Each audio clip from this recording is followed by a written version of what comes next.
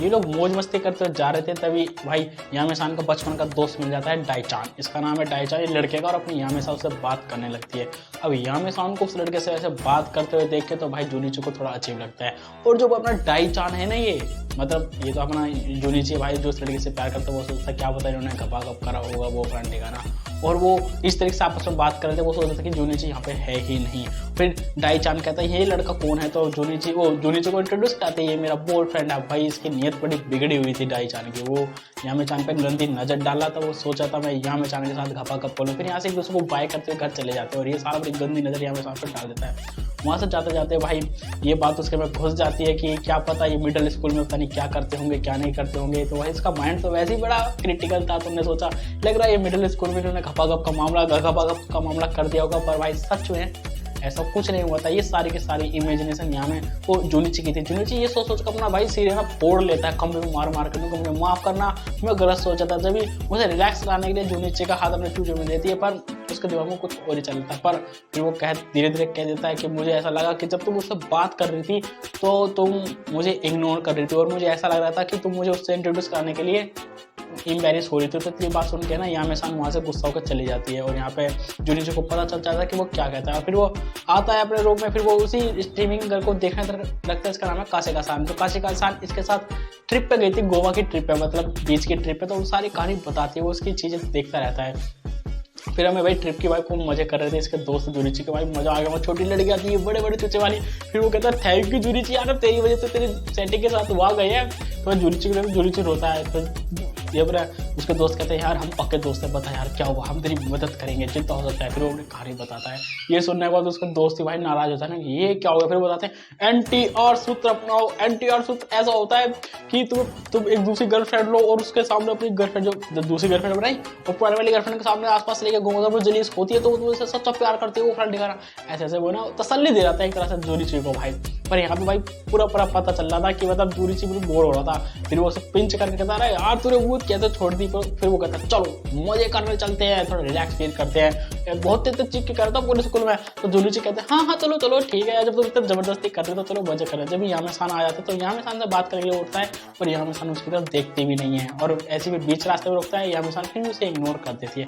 अब इतना सब कुछ हो जाने के बाद भाई जूनिची की भाई मतलब फूटी किस्मत, उसे ऐसा लग रहा था कि जिंदगी भर पर्जी नहीं भरूंगा, रडवा ही भरूंगा। फिर वो यामे-सान को रोकने की कोशिश करता, पर यामे-सान नहीं रुकती है। और फिर लास्ट में जब छुट्टी हो जाती है, फिर वो कहती है यामे-सान मुझे माफ कर दोगे, तुमने गलत बोल दिया। पर यामे-सान कहती है मुझे नहीं पता तुमने क्या किया, इसलिए सॉरी, मैं अपने मिडिल स्कूल के दोस्तों के साथ हैंग आउट करने जा रही हूँ। इतना कहने में वहाँ से चले जाता है। यहाँ पे लगता है कि इसका पता कट गया जूनिची का। वो कहता है मुझे माफ करो, तभी इसके पीछे उसके शैतान दोस्त आते हैं एकदम गड्ढे में बड़े हुए साले दल ले दो। वो कहता चल अब तेरा माइंड फ्रेश करेंगे भाई, से जाते हैं कोरकी, मतलब जहाँ ये स्टूडेंट मजे करते हैं। और यहाँ पे तो कैसा गाना गाते हैं, एक लड़की छोड़ के चली गई रडवे को, एक लड़की छोड़ के चली गई रडवे को, ऐसा तो गाना गा के और मार रहे थे। फिर उसका दोस्त तसल्ली देता है अरे छोड़ो यार छोड़ो।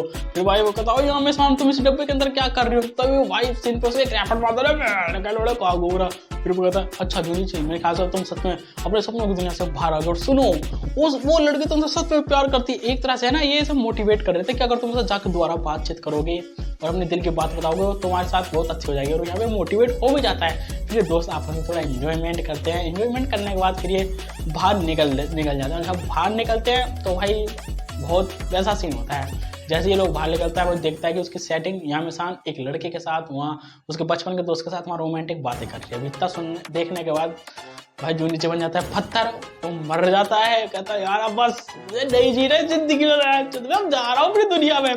भाई सुबह जाते जाते सोचते क्या भाई सच में ये सोचते सोचते भाई ये रो गया था बंदा। एक पीछे से यामे-सान आते और कहती है मुझे लगा तुम हैंग आउट नहीं करोगे, मतलब तुम मुझसे बात नहीं करोगे, तो इसलिए मैंने कर ली। तभी वो पूछ लेता अगर तुम कल क्या कर रही थी, तो बताता है मैंने तुम्हें देखा कि तुम अपने मिडिल स्कूल के दोस्त के साथ हैंग आउट कर रही थी, उसको बहुत अच्छी बातें कर रही थी। वो कहती है मुझे अच्छा नहीं लगा तुम किसी और से मिलो या नहीं मिलो, इसलिए तुम कहीं भी जाओ तो मुझे बता के जाओ। एक तरह से वो उसे हुक्म दे रहा था। इतना कहने के बाद वहाँ से भाग जाता है और स्कूल आ जाता है।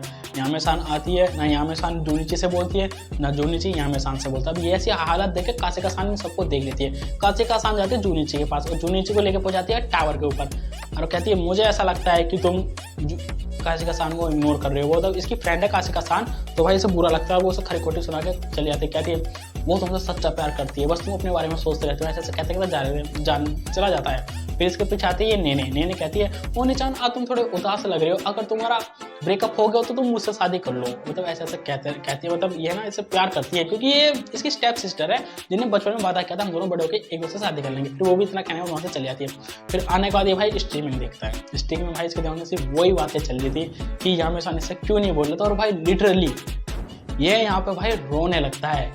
ये मतलब इस एपिसोड में भाई 2 बार रोया, एक बार उसको जाते वक्त और आते वक्त। यहाँ पे यामे सान में थोड़ी उदास थी, वो उसका वेट कर रही थी मैसेज का, तो उसका कोई मैसेज नहीं आया। फिर हमें भाई यामे सान दोस्तों को बुला कर कहती है कि मुझे तुमसे बात करनी है, और वो लिटरली भाई यामे सान में यहाँ पे रोने लगती है। अब भाई यामे सान को रोता हुआ देख रैंको को आ जाता है गुस्सा, क्योंकि रैंको उसके लिए कुछ भी कर सकती है।